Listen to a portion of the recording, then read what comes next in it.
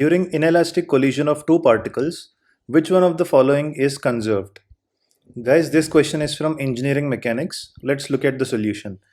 During inelastic collision of two particles, only the total linear momentum is conserved.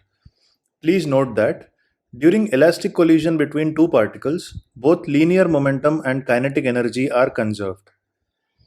An elastic collision is defined as the one in which both conservation of momentum and conservation of kinetic energy are observed.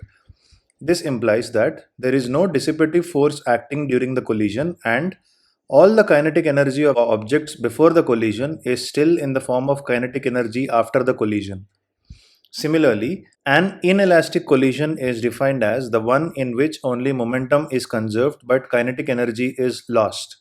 This implies that there is a transfer of kinetic energy from one body to another. Hence, the correct answer to this question is option A.